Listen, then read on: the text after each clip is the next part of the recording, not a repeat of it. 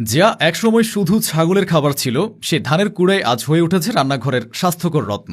ফেলে দেওয়া ধানের কুড়া থেকে এখন তৈরি হচ্ছে স্বাস্থ্যকর ভোজ্য তেল। সরিষা বা অন্যান্য ভোজ্য তেলে যেখানে আপনাকে গুনতে হয় চড়া দাম, সেখানে ধানের কুড়ার তেল পাচ্ছেন আশ্চর্যজনকভাবে সাশ্রয়ী মূল্যে। পাশাপাশি এই তেলে রয়েছে অরিজানল নামের শক্তিশালী অ্যান্টিঅক্সিডেন্ট, যা শরীরের ক্ষতিকর কোলেস্টেরল কমিয়ে হৃদযন্ত্রকে সুরক্ষিত রাখে।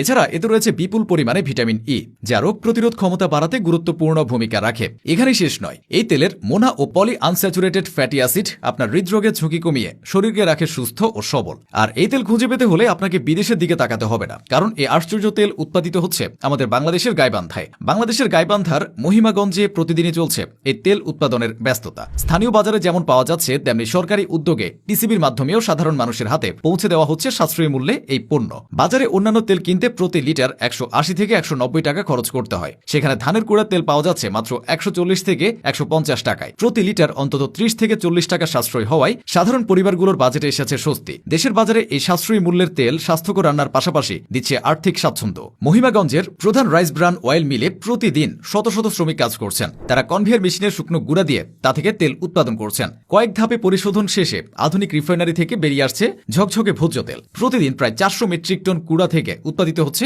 1,10,000 লিটারের অপরিশোধিত তেল, এবং সেখান থেকে রিফাইন হয়ে বাজারে আসছে 40,000 লিটার মানসম্মত ভোজ্য তেল। অন্যদিকে ধানের কুড়া থেকে তেল নিষ্কাশনের পর যে অংশটি অবশিষ্ট থাকে তার ফেলে দেওয়া হয় না, বরং সেটিকে প্রক্রিয়াজাত করে তৈরি করা হচ্ছে মাছ ও গবাদি পশুর খাদ্য। দেশের বড় বড় খাদ্য উৎপাদনকারী প্রতিষ্ঠান নিয়মিত সরবরাহ করা হচ্ছে এই উপকরণ। ফলে ধানের কুড়ার প্রতিটি অংশই কাজে লাগছে। এই উদ্যোগে কৃষি উৎপাদন সর্বোচ্চ ব্যবহার নিশ্চিত করার পাশাপাশি হাজারো মানুষের জন্য তৈরি করছে নতুন কর্মসংস্থানের সুযোগ। এই মিলের উদ্যোক্তা নাজির হোসেন প্রধান জানান, 2016 সালে উৎপাদন শুরু হওয়ার পর থেকেই অপরিশোধিত তেলের বড় অংশ বিদেশে রপ্তানি করা হতো। তবে রাজনৈতিক পরিস্থিতির কারণে রপ্তানি আপাতত বন্ধ রয়েছে। এখন মূলত দেশের বাজারে গুরুত্ব দেওয়া হচ্ছে। তিনি বলেন, এই শিল্পে এখন সরাসরি ও পরোক্ষভাবে 3000 মানুষ কাজ করছেন, এবং নতুন সেকশন চালু হলে আরো 1.5 থেকে 2000 মানুষের কর্মসংস্থানের সুযোগ হবে। এখন প্রয়োজন শুধু সচেতনতা ও প্রচারের। নাজির হোসেন প্রধান বলেন, সরকারি সহায়তা ও বিনিয়োগ বাড়লে দেশে 23টি রাইস বার্ন অয়েল মিল টিকে থাকবে এবং আন্তর্জাতিক বাজারেও প্রতিযোগিতায় নামতে পারবে। অন্যথায় এত সম্ভাবনাময় এই শিল্প মুখ থুবড়ে পড়তে পারে। বাংলাদেশের মাটি থেকে উঠে আসা ধানের কুড়া দিয়ে তৈরি এই তেল প্রমাণ করেছে